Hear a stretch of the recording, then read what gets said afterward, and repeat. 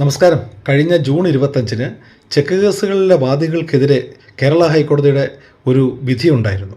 20,000 രൂപയ്ക്ക് മുകളിലേക്കുള്ള ട്രാൻസാക്ഷനുകൾ ബാങ്ക് വഴി അല്ലെങ്കിൽ, അതായത് അക്കൗണ്ടിലൂടെ അല്ലെങ്കിൽ ചെക്ക് കേസുകൾ നിലനിൽക്കില്ലെന്ന് പറഞ്ഞ് ഏതാണ്ട് 9.5 ലക്ഷം രൂപയ്ക്ക് ഒരാൾ കൊടുത്തിരുന്ന കേസ് തള്ളിയ ഒരു കാര്യം നമ്മൾ പത്രദ്വാര അറിഞ്ഞിട്ടുണ്ടാകാം. പക്ഷേ ഇന്ന് സുപ്രീം കോടതിയുടെ ഒരു വിധി വന്നിട്ടുണ്ട്. അതിനെ തിരിച്ചാക്കിക്കൊണ്ടാണ് സുപ്രീം കോടതിയുടെ വിധി വന്നിരിക്കുന്നത്. അതായത് ബോംബെ ഹൈക്കോടതിയുടെ സമാന സ്വഭാവത്തിലുള്ള മറ്റൊരു കേസിൽ സുപ്രീം കോടതി കേരള ഹൈക്കോടതിയുടെ ഈ വിധിയും കൂടെ പരാമർശിച്ചുകൊണ്ടാണ് ഇന്ന് ഓർഡർ പറഞ്ഞിരിക്കുന്നത്.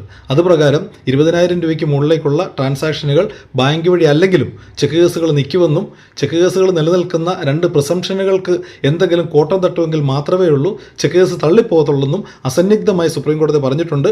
കേരള ഹൈക്കോടതിയുടെ വിധിക്കെതിരെ അപ്പീലുണ്ട്. ആ അപ്പീലിൽ നോട്ടീസ് സെർവ് ചെയ്തത് മാത്രമേ ഉള്ളൂ. എങ്കിൽ പോലും അതിനെന്താണ് സംഭവിക്കാൻ പോകുന്നതെന്ന് ഇന്നത്തെ ഈ വിധി കൊണ്ട് നമുക്ക് കൃത്യമായിട്ടറിയാം. വാദികൾക്ക് സന്തോഷ വാർത്തയാണ്, പ്രതികൾക്ക് ഇതൊരു ദുഃഖവാർത്തയാകും. എന്നാലും നമ്മളിത് അറിഞ്ഞിരിക്കണം. സുപ്രീം കോടതി അങ്ങനെയാണ് ഇന്ന് പറഞ്ഞിരിക്കുന്നത്. അപ്പോൾ 20,000 രൂപയ്ക്ക് മുകളിലേക്കുള്ള ബാങ്ക് വഴി അല്ലാത്ത ട്രാൻസാക്ഷനുകളും വാലിഡ് ആണെന്നും, അതിനകത്ത് എന്തെങ്കിലും കുഴപ്പമുണ്ടെങ്കിൽ ഇൻകം ടാക്സ് ആക്ട് പ്രകാരമുള്ള ഫൈൻ ഈടാക്കാം എന്നും കൂടെ സുപ്രീം കോടതി കൃത്യമായി പറഞ്ഞു വെച്ചിട്ടുണ്ട്.